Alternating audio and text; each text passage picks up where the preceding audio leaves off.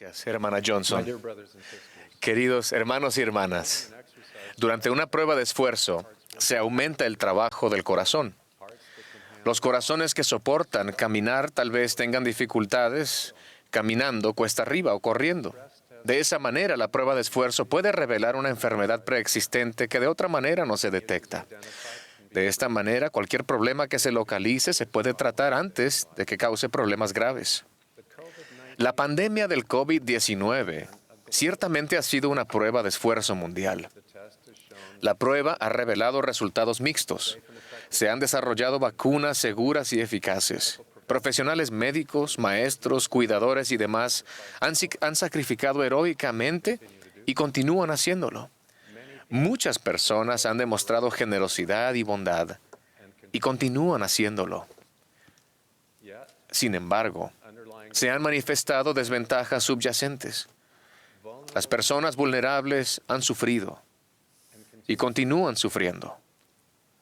Se debe alentar y agradecer a quienes trabajan para tratar esas desigualdades básicas. La pandemia es también una prueba de esfuerzo espiritual para la Iglesia del Salvador y sus miembros. Los resultados también son mixtos. Nuestras vidas han sido bendecidas al ministrar de una manera más elevada y más santa. Por el plan de estudios Ven Sígueme y por el aprendizaje del Evangelio centrado en el hogar y apoyado por la Iglesia, muchos han brindado ayuda y consuelo durante estos tiempos difíciles y continúan haciéndolo. Sin embargo, en algunos casos, la prueba de esfuerzo espiritual ha mostrado tendencias hacia la contención y la división. Eso indica que tenemos trabajo que hacer para cambiar nuestro corazón y unirnos como verdaderos discípulos del Salvador. Este no es un desafío nuevo, pero es de suma importancia. Cuando el Salvador visitó a los nefitas, enseñó: no habrá disputas entre vosotros. Aquel que tiene el espíritu de contención no es mío, sino es del diablo, que es el padre de la contención, y él irrita los corazones de los hombres para que contiendan con ira unos con otros. Cuando contendemos unos con otros con ira, Satanás se ríe y el Dios del cielo llora. Satanás se ríe y Dios llora por al menos dos razones. Primero, la contención debilita nuestro testimonio colectivo al mundo sobre Jesucristo y la que se recibe por medio de sus méritos, misericordia y gracia. El Salvador dijo: un mandamiento nuevo os doy, que os améis unos a otros. En esto conocerán todos que sois mis discípulos, si tenéis amor los unos por los otros. Lo contrario también es cierto. Todo el mundo sabe que no somos discípulos de Él cuando no demostramos amor los unos a otros. Su obra de los últimos días se ve comprometida cuando existe contención o enemistad entre sus discípulos. Segundo, la contención es espiritualmente malsana para nosotros como personas. Se nos priva de la paz, del gozo y del descanso, y nuestra capacidad de sentir el Espíritu se pone en riesgo. Jesucristo explicó que su doctrina no era agitar con ira el corazón de los hombres unos contra el otro. Antes bien, su doctrina es que se acaben tales cosas. Si soy rápido para ofenderme o responder a las diferencias de opinión enfadándome o juzgando, fallo la prueba de esfuerzo espiritual. Esta prueba fallida no significa que yo no tenga remedio, más bien señala que necesito cambiar. Y es bueno saberlo. Después de la visita del Salvador a las Américas, la gente se unificó. No había contención en toda la tierra. ¿Creen que la gente estaba unida porque todos eran iguales? ¿O porque no tenían diferencias de opinión? Lo dudo. En cambio, la contención y la enemistad desaparecieron porque colocaron su discipulado del Salvador por encima de todo.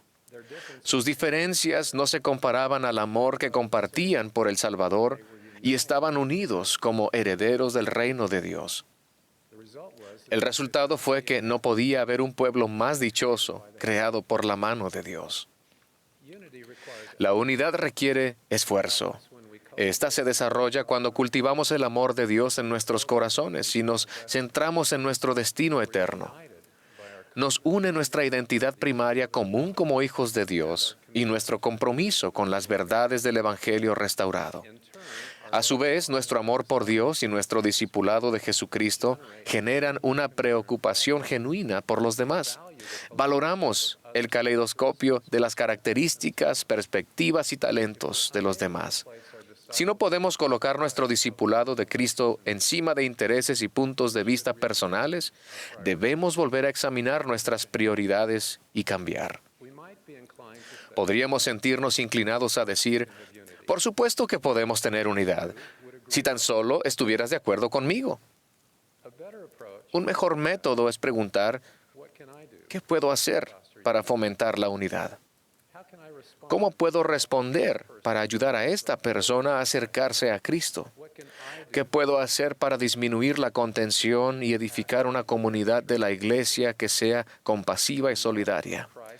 Cuando el amor de Cristo envuelve nuestra vida, tratamos los desacuerdos con mansedumbre, paciencia y bondad. Nos preocupamos menos por nuestra propia susceptibilidad y más por la de nuestro prójimo. Tratamos de moderar y unificar, no nos inmiscuimos en contiendas sobre opiniones, no juzgamos a aquellos con quienes no estamos de acuerdo, ni tratamos de hacerles tropezar. En cambio, suponemos que aquellos con quienes estamos en desacuerdo hacen lo mejor que pueden con sus experiencias de vida. Mi esposa ejerció la abogacía durante más de 20 años. Como abogada, a menudo trabajaba con otras personas que defendían explícitamente puntos de vista opuestos, pero aprendió a estar en desacuerdo sin ser maleducada o enojarse. Podría decirle al abogado de la contraparte, está claro que en este tema no vamos a ponernos de acuerdo. Usted me agrada, respeto su opinión y espero que usted pueda ofrecerme esa misma cortesía. En la mayoría de los casos, eso daba lugar al respeto mutuo e incluso a la amistad a pesar de las diferencias. Incluso los que una vez fueron enemigos pueden unirse en su discipulado del Salvador. En 2006, asistí a la dedicación del templo de Helsinki, Finlandia, para honrar a mi padre y a mis abuelos, quienes habían sido de los primeros conversos de la iglesia en Finlandia. Los finlandeses, incluido mi padre, habían soñado con un templo en Finlandia durante décadas. En ese momento, el distrito del templo abarcaba Finlandia, Estonia, Letonia, Lituania, Bielorrusia y Rusia. En la dedicación me enteré de algo sorprendente. El primer día de su funcionamiento general se había reservado para que los miembros rusos realizaran las ordenanzas del templo. Es difícil explicar cuán asombroso fue esto. Rusia y Finlandia habían librado muchas guerras a lo largo de los siglos. Mi padre desconfiaba y detestaba no solo a Rusia, sino a todos los rusos. Había expresado esos sentimientos con gran pasión, y sus sentimientos eran típicos de la enemistad finlandesa hacia Rusia. Había memorizado poemas épicos que narraban la guerra del siglo XIX entre finlandeses y rusos. Sus experiencias durante la Segunda Guerra Mundial, cuando Finlandia y Rusia volvieron a ser adversarios, no hicieron nada para cambiar las opiniones que él tenía. Un año antes de la dedicación del templo de Helsinki, el comité del templo, compuesto exclusivamente por miembros finlandeses, se reunió para hablar sobre los planes de la dedicación. Durante la reunión, alguien comentó que los santos rusos viajarían varios días para asistir a la dedicación y podrían esperar recibir las bendiciones del templo antes de regresar a casa. El presidente del comité, el hermano Sven Eklund, sugirió que los finlandeses podrían esperar un poco más, que los rusos deberían ser los primeros miembros en realizar las ordenanzas en el templo. Todos los miembros del comité estuvieron de acuerdo. Los fieles santos de los últimos días finlandeses retrasaron sus bendiciones del templo para dar cabida a los santos rusos. El presidente de área, que estuvo presente en la reunión del comité del templo, el elder Dennis Neuschwander, escribió más tarde: nunca me he sentido tan orgulloso de los finlandeses como en ese momento. La difícil historia de Finlandia con su vecino del este y su entusiasmo por finalmente tener un templo construido en su propio suelo se dejaron de lado. Permitir que los rusos entraran primero al templo fue una declaración de amor y sacrificio. Cuando le informé de ese gesto de bondad a mi padre, el corazón se le ablandó y lloró. Algo muy raro para ese estoico finlandés.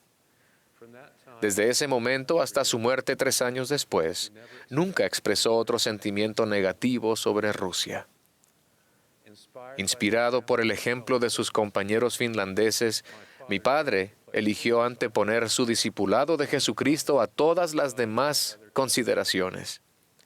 Los finlandeses no fueron menos finlandeses, los rusos no fueron menos rusos. Ningún grupo abandonó su cultura, historia ni experiencias para desterrar la enemistad. No tuvieron que hacerlo. En cambio, optaron por hacer de su discipulado de Jesucristo su principal consideración. Si ellos pueden hacerlo, nosotros también. Podemos traer nuestra herencia, cultura y experiencias a la iglesia de Jesucristo. Samuel no rehuyó de su patrimonio como Lamanita, ni Mormón rehuyó del suyo como Nefita.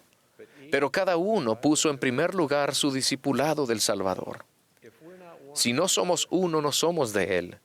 Mi invitación es que seamos valientes al poner nuestro amor por Dios y el discipulado del Salvador por encima de todas las demás consideraciones. Sostengamos el convenio inherente a nuestro discipulado, el convenio de ser uno. Sigamos el ejemplo de los santos de todo el mundo, que con éxito se están convirtiendo en discípulos de Cristo.